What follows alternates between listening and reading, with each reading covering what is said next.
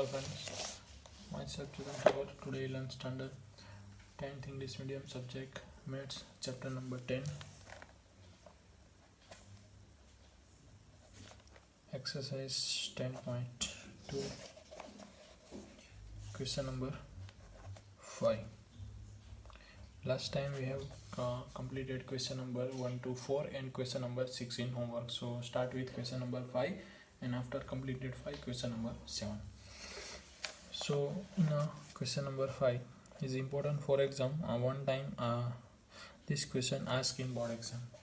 Prove that a perpendicular at the point of contact to the tangent to a circle passes through a center. It means circle से आप tangent draw करते हो वो perpendicular होगा और जो perpendicular है वो सेंटर से पास होता है, ऐसा आपको प्रूव करना है. So first of all we have to draw a figure from using question sentence, center, and these are a tangent. And here suppose point P, point of contact, point T, center O. Prove that perpendicular at the point of contact, it means at point T, perpendicular to the tangent of circle passes through the center. यानी कि यहाँ से perpendicular जो होता है वो ये center से पास होता है, ऐसा आपको प्रूव करना है. तो अभी प्रूव करने के लिए other than centre point assume करते हैं. At a point M, assume that is other than center. So here PT is a tangent of circle with center O and point M inside the circle.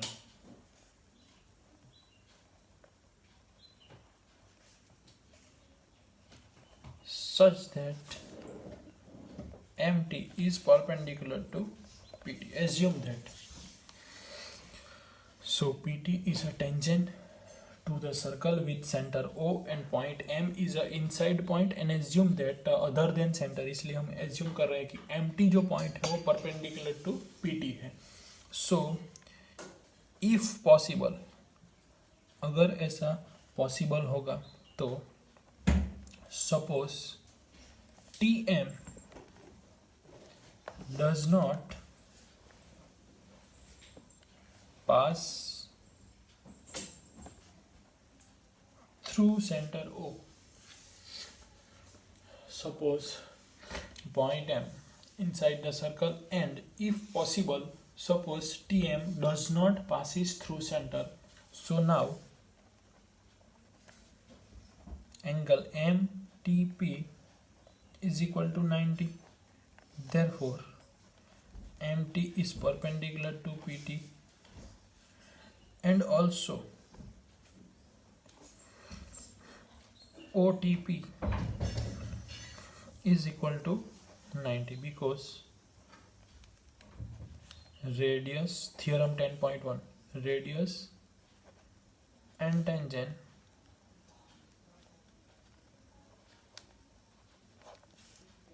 are perpendicular. Therefore angle MTP is equal to OTP. तो यहाँ पे हमने क्या किया पहले कि point M क्योंकि perpendicular लिया गया है तो टेंजेंट और जो परपेंडिकुलर होगा M इनसाइड पॉइंट पे लिया तो दोनों परपेंडिकुलर. अगर if possible suppose TM does not passes through O, assume करते हैं इफ पॉसिबल M जो है वो जो TM है वो सेंटर से पास नहीं हो रहा है, क्योंकि ये थियरम है इसलिए तो 90 डिग्री होगा क्योंकि परपेंडिकुलर है इसलिए. तो MTP इज इक्वल टू हमने 90 लिया. उसके बाद radius, OT is a radius, and theorem 10.1 में हमने सीखा है radius and tangent perpendicular to each other, therefore ये डिग्री 90 हुआ. तो ये दोनों एंगल सेम हुए. This is possible only. तो ये कब पॉसिबल, दोनों एंगल की वैल्यू सेम है तो ऐसा कब पॉसिबल होगा. So this possible only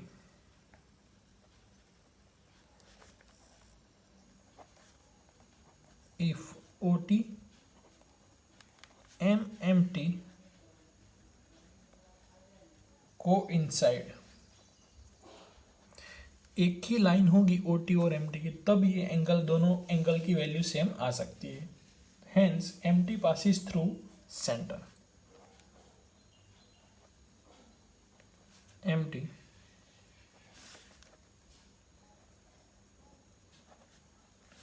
through O, thus the perpendicular at the point of contact to a tangent to circle passes through a center.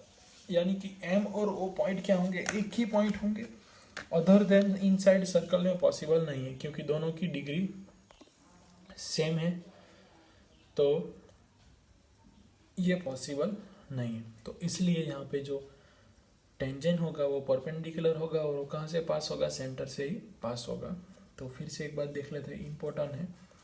First of all हमने PT tangent of circle with centre O and point M inside the circle such that MT perpendicular to PT ऐसा लिखा. उसके बाद ये perpendicular है इसलिए 90 degree दिखा है. बट दूसरा हमें थ्योरम पता है कि रेडियस एंड टेंजेंट तो परपेंडिकुलर, तो इसलिए ये एंगल भी 90 होगा.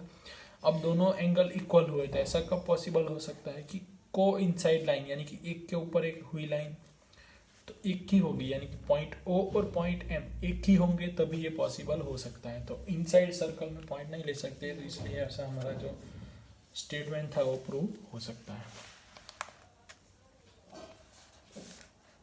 Now question number 7.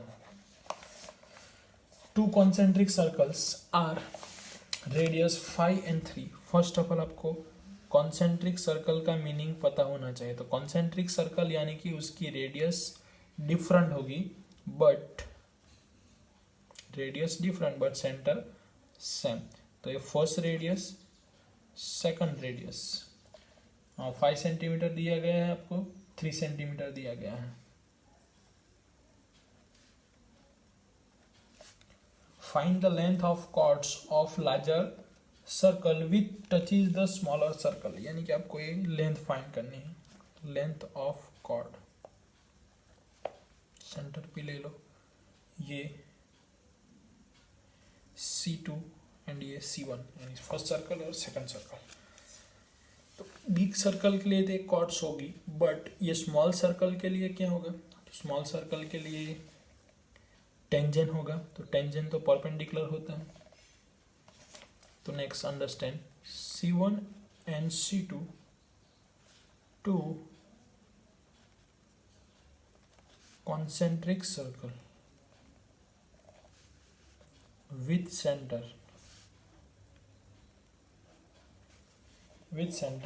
P and radius 5 centimeter and 3 centimeter.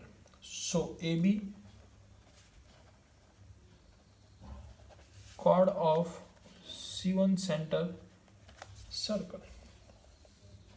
Therefore, we know that PA is equal to 5 centimeter, PM is equal to 3 centimeter and PMA is equal to 90 degree. एक दूसरे को perpendicular है. तो Pythagoras theorem यहाँ पे apply करेंगे हम. So in triangle PMA angle M is equal to 90 degree. therefore hypotenuse होगा, ये 90 डिग्री है तो ये हाइपोथेनस होगा, यानी कि AP square PM square plus AM square. AP की वैल्यू यानी कि 5 square, PM 3 square plus AM square आपको फाइंड करना है. AM स्क्वायर को सब्जेक्ट बनाएंगे तो ये 25 है, माइनस 9 होगा. देयरफॉर ये 9 को यहाँ भेज दिया हमने, तो आंसर आएगा 16. So AM is equal to 4 centimetre मिला हमें फाइंड करनी है chord AB. So chords AB is equal to 4 multiply by 2, it means 8 centimetre. 4 का डबल, ये डिस्टेंस 4 है तो यहाँ पे distance is also 4. therefore 4 plus 4 8. now question number 8.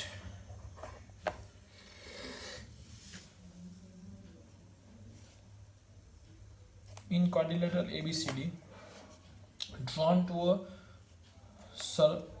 circumscribed circle C in a given figure, prove that। तो एक आपको एक सर्कल दिया गया है,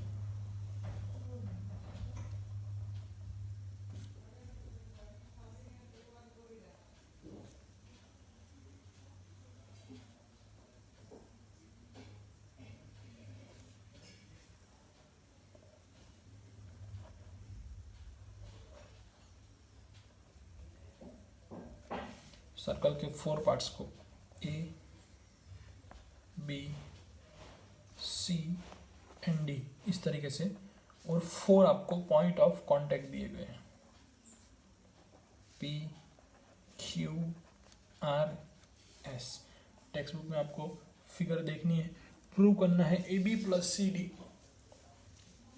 इंपॉर्टेंट क्वेश्चन है, AB plus CD is equal to AD plus BC, ऐसे आपको प्रूव करना है। तो let's start with answer. Tangent of circles have equal lengths. Tangent of circle eight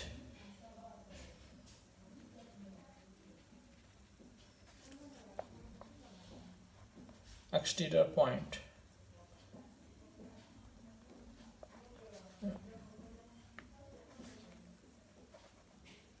having equal length, दोनों की जो लेंथ होगी वो इक्वल होगी। जैसे कि बात करते हैं तो यहाँ पे सर्कल का सेंटर है, तो ये दोनों टेंजेंट हुए, तो ये दोनों टेंजेंट इक्वल लेंथ के होंगे। उसी तरीके से ये दोनों टेंजेंट हुए तो ये दोनों इक्वल लेंथ के होंगे। Similar here, similar here. तो start with first AP is equal to AS, BP is equal to BQ। Second, CR is equal to CQ। DR is equal to DS।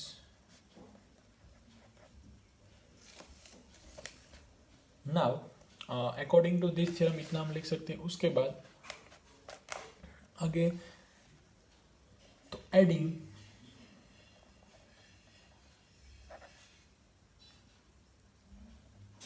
Equation 1 2 4, सभी equation को हमें add करना है। तो first of all adding side by side, AP plus BP plus CR plus DR, one side हो गई। उसी तरीके से इक्वल के another side AS plus BQ plus CQ plus DS।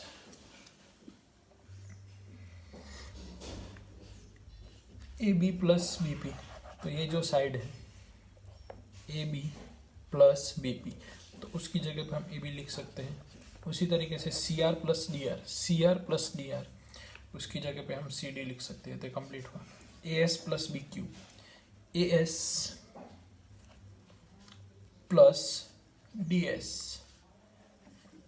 AS plus DS, तो उसकी जगह पे हम लिख सकते हैं AD। BQ प्लस CQ,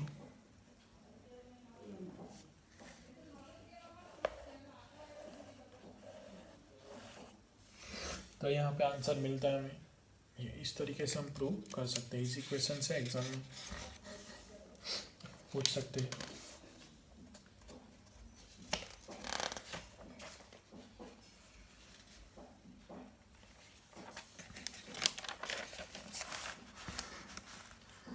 अभी हमने सॉल्व किया उस टाइप का क्वेश्चन नंबर 11 है, वो आपको होमवर्क में सॉल्व करना है। क्वेश्चंस देखो टेक्स्ट बुक में। Prove that parallelogram circumscribing in a circle is a rhombus. It means first of all ये आपने प्रूव किया सर्कल,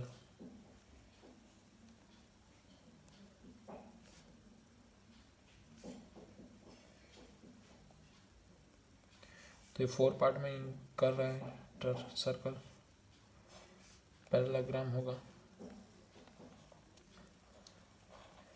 आपकी जो फोर साइड है वो इस तरह से होगी, जैसे कि ये आपका थ्योरम था वैसे सेम टू सेम ये दोनों साइड कैसी होगी, पैरेलल होगी। पैरेललोग्राम है इसलिए साइड इसकी पैरेलल होगी, जैसे कि यहाँ पे ये पैरेललोग्राम है।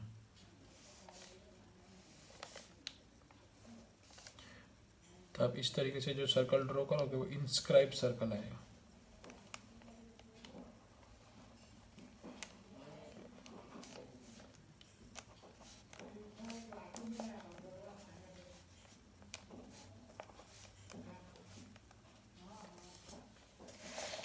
तो ये पैरेललोग्राम है तो उसका ऑपोजिट साइड इक्वल होगी। तो इसी तरीके से यहाँ पे ये डायगोनल ये टेंजन इक्वल होंगे, ये टेंजन इक्वल होंगे, ये लेंथ इक्वल होगी, ये लेंथ इक्वल होगी। तो आप एडिशन करोगे तो पिछले थ्योरम की तरह आपको क्या मिलेगा, तो A B plus C D is equal to C B plus A D ऐसा मिलेगा। तो ये दोनों साइड तो कैसे, ऑपोजिट साइड कैसे होती है, इक्वल होती है। ऑपोजिट साइड इक्वल होती है तो ये कौन सी साइड यहाँ पे होगी, तो A B is equal to is a rhombus आपको प्रूव करना है। तो ऑलरेडी ऑपोजिट साइड तो A B plus, last time हमने प्रूव किया ऐसा स्टेटमेंट आ जाएगा A B plus C D. तो A B plus C D यानी कि जो पैरेललोग्राम है तो उसके ऑपोजिट साइड इक्वल होगी, यानी कि 2ab हो जाएगा।